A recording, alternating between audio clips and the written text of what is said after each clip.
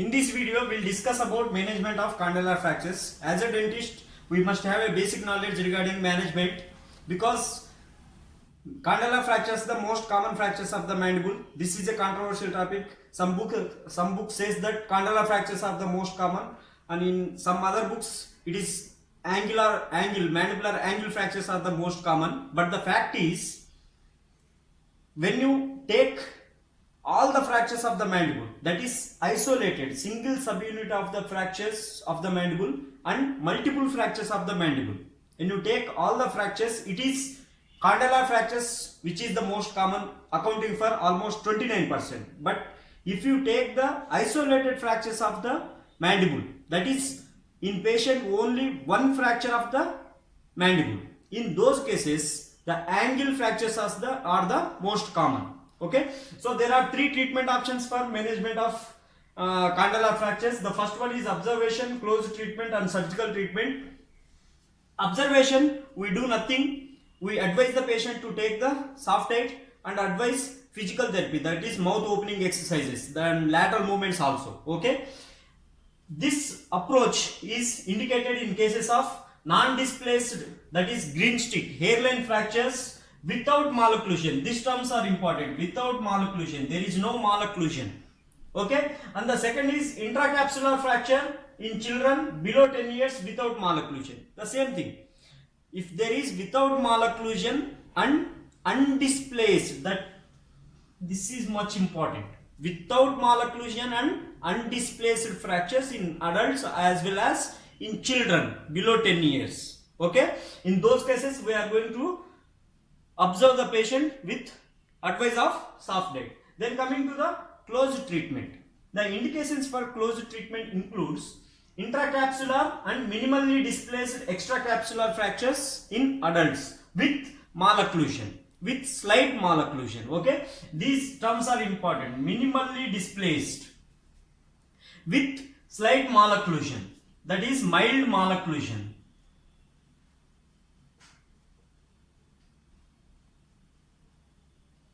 Okay, with mild malocclusion. Again same thing, intra and extracapsular fractures with mild malocclusion and pain in the children below 10 years. You should remember regarding this case, special consideration, children's below 10 years, because sometimes question may be asked as right management of condylar fractures in a 9-year-old child. Okay, in those cases, no malocclusion, observation. Minimal displacement with minimal malocclusion, closed treatment. Closed treatment, we can do the closed treatment with the help of IMF, that is intermaxillary fixation. Otherwise, we may advise functional therapy also. Functional therapy. Okay. Intermaxillary fixation includes keeping the teeth under fixation, that is intermaxillary fixation, for a period of 2 to 4 weeks. This immobilization period is also important. In adults, we suggest a 4 weeks period of immobilization, but in cases of children, that immobilization period should be as much low as possible, generally 7 to 10 days, but if a maximum of 14 days, that is 2 weeks, because if the period of immobilization is increased, then there are the high chances of condylar ankylosis. So maximum period advocated is 7 to 10 days or to a maximum of 14 days. Okay, then intermaxillary fixation, there are so many means. You can do it by the fixation of arch bars or intermaxillary fixation screws also there available, IMF screws, and you can use the interdental wiring or eyelets. There are so many means. Okay, by any means you can achieve the intermaxillary fixation, and you have to maintain the immobilization period. Okay, during that period patient is advised to take the liquid weight and maintain a proper oral hygiene. Then coming to the functional therapy.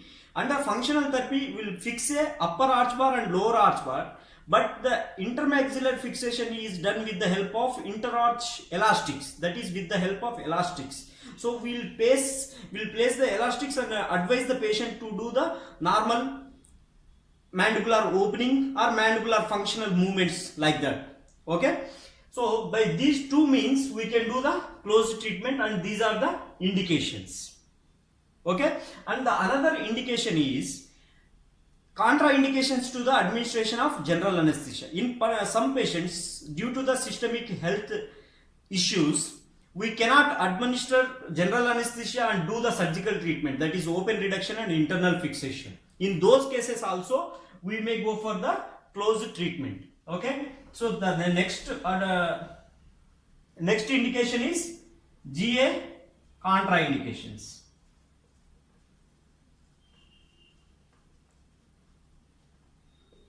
Okay, after that, in comminuted fractures also, that is fractures with comminution. Okay, in those cases also we may go for the closed treatment.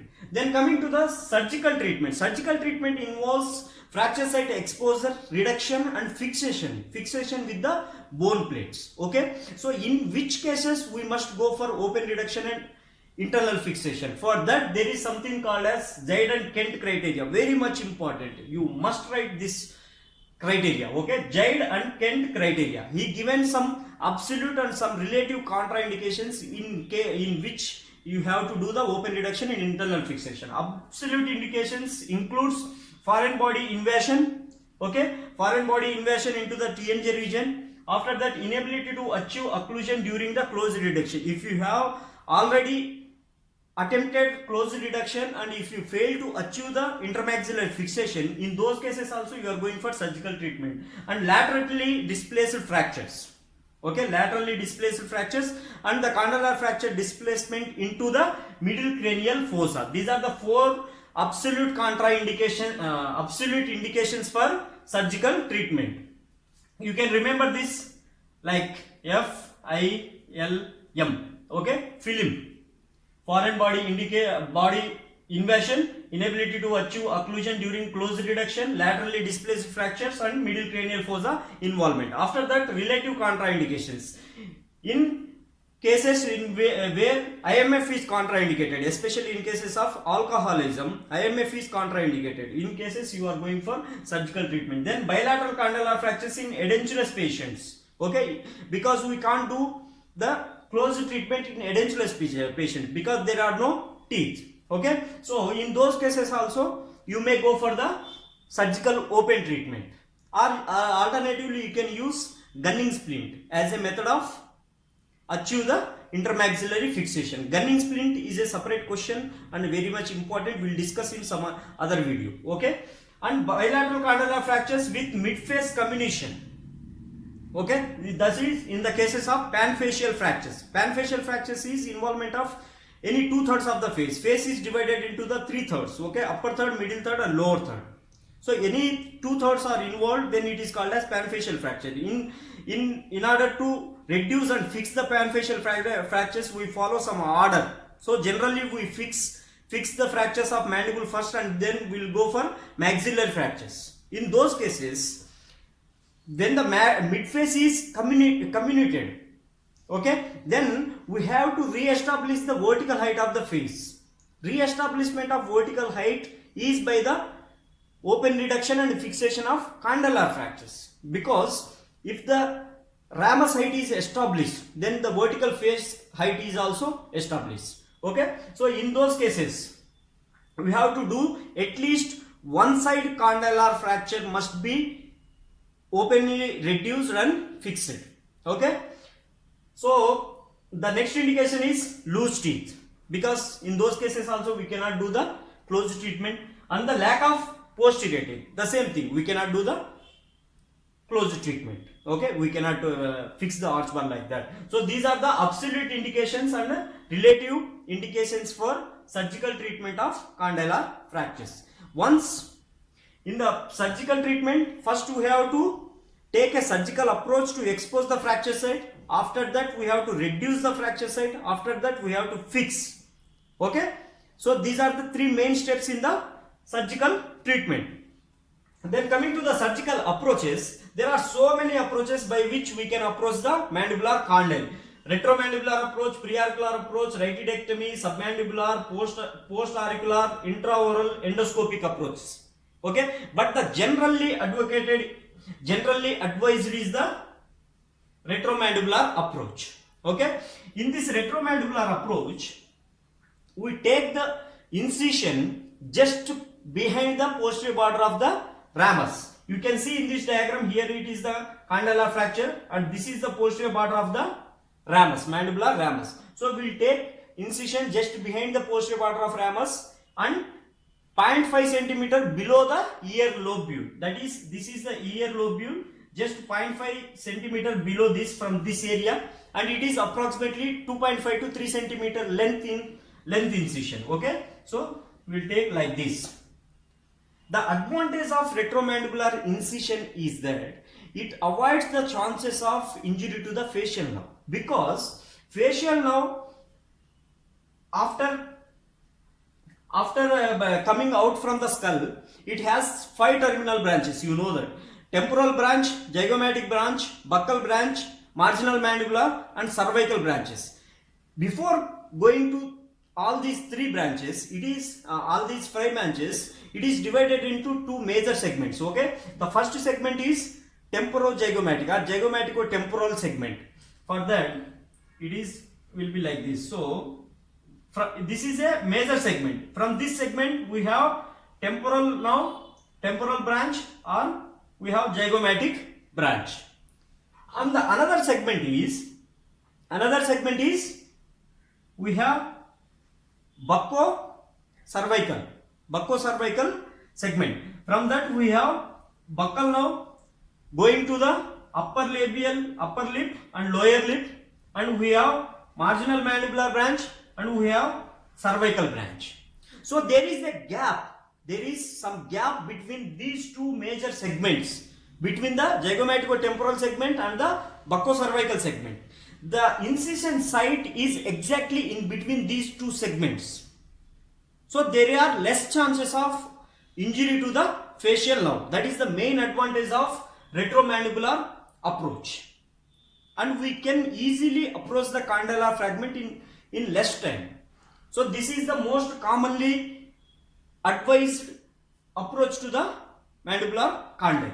After that, preauricular approach is reserved for the cases of high condylar fractures, that is condylar head fractures, or if there is any foreign body invasion. In those cases we may go for the preauricular approach. And the same thing rightidectomy also. The rightidectomy approach main advantage is minimally conspicuous scar. Okay, scar is hidden behind the ear lobe or behind the posterior border of ramus. And the submandibular disadvantage is that we cannot fix the screws in upper fragment.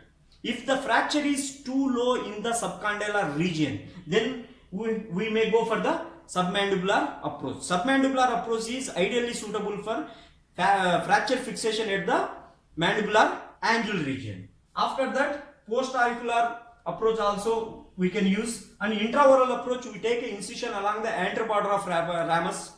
That approach is also not generally advised. Then endoscopic approach, this is the recent one, still in the progress. Okay, so generally we advise to take retromandibular incision, and the incision is taken just behind the posterior border of ramus, 0.5 centimeter below the ear lobule, and it is a 2.5 to 3 centimeter in length. Okay, these are the specifications of retromandibular incision. Okay, after that we'll discuss surgical treatment step by step. The step-by-step surgical procedure includes first application of arch bar to achieve the intermaxillary fixation after exposure and reduction of non-condylar fractures. Okay, so fractures other than the mandibular condyle, it could be the mandibular body or parasympasis or angle. First we have to reduce the fractures of dentate mandible and fix them. After that you are going to do the mandibular condylar fracture fixation. Okay, so second step is exposure and reduction of non-condylar fractures. Third is intermaxillary fixation and fixation of non-condylar fractures. That is, keep the teeth under occlusion, intermaxillary occlusion, and then fix the non-condylar fractures. After that, replace the wires with interarch elastics. That means remove the ligating wires, maxillary and mandibular ligating wires, and fix them with interarch elastics. Okay, attach the interarch elastics to the upper maxillary arch bar and lower mandibular arch bar. The help of or the advantage of this interarch elastics includes, while reducing the condylar fractures, you have to retract the mandibular ramus inferiorly in order to reduce the medially displaced condylar fragment. So, if there is interarch elastics, this procedure, that is inferior displacement or inferior distraction of the mandibular ramus, is possible. Once you release the distraction force, again the occlusion is achieved with the help of interarch elastics. So that is the advantage. After fixation of non-condylar fractures, you are going to replace the wires with the interarch elastics. Okay. After that, the retromandibular approach. I have already described earlier what are the measurements and what is the incision site for retromandibular approach. After that, platysma and parotid capsule incision.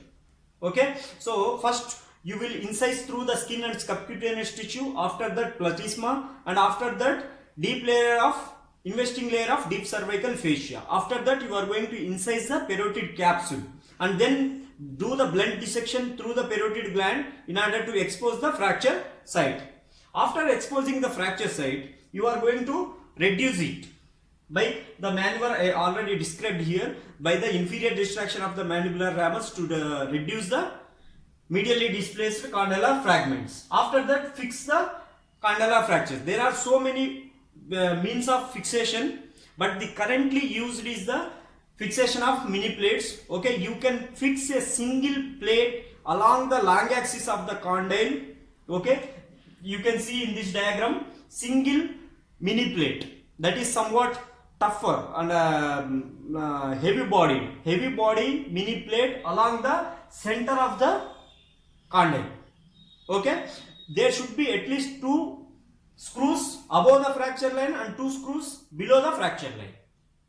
Alternatively, you can use the 2 mini plates, one fixed along the anterior border and another one fixed along the posterior border of the mandibular condyle at the fracture site. Again, there is 2 screws above and 2 screws below.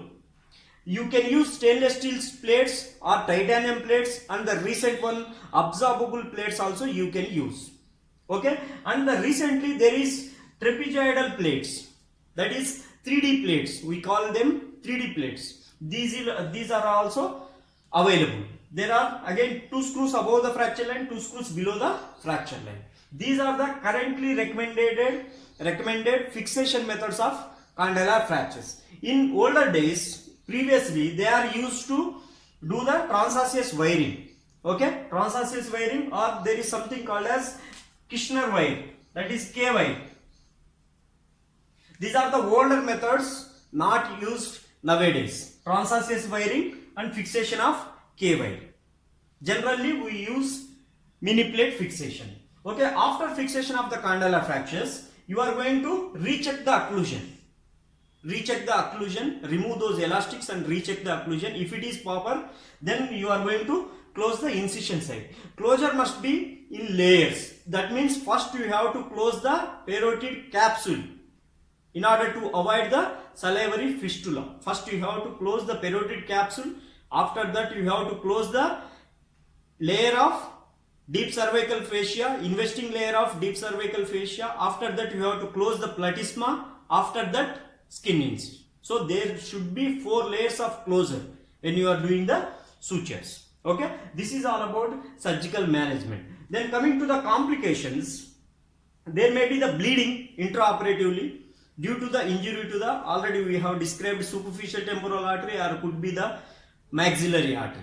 Okay, or it could be the retromandibular vein. From these sides there may be the chances of bleeding. After that, facial nerve injury, as I described earlier, retromandibular approach takes the advantage to avoid the injury to the facial nerve. After that, salivary fistula. Salivary fistula is nothing but leakage of saliva on the skin. Generally, the saliva should come intraorally through the duct.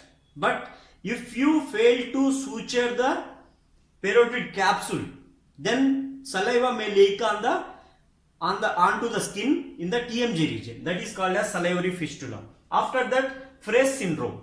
Fraze syndrome is nothing but gustatory sweating, also called as gustatory sweating, and it is one of the most important question we will discuss in a separate video. It is also called as auriculotemporal syndrome. That is nothing but when you are eating, the patient will feel flushing or sweating in the TMJ region. Okay, this is one of the complication of salivary gland, parotid gland surgery or TMJ surgery. After that, ankylosis and disturbed mandibular growth. These two complications are mainly seen in children below 10 years or like that. Due to the prolonged immobilization, I have described in TMJ ankylosis video. There are 4 Laskin's criteria for TMJ ankylosis, that is prolonged immobilization or meniscal tear. So many there. Okay, ankylosis. Then after that, disturbed mandibular growth. You know that on the condylar head there is subcondylar cartilage which acts as a growth center. So due to the fracture of condylar segment, condyle, or due to the force or impact from the trauma, it may result in the disturbed mandibular growth. After that, you may have TMJ disorders in the future due to the trauma to the TMJ region. Okay, maybe the clicking sound or internal derangement like that. So these are all the complications of condylar fractures. If you like this video, hit the like button, share the video, subscribe the channel.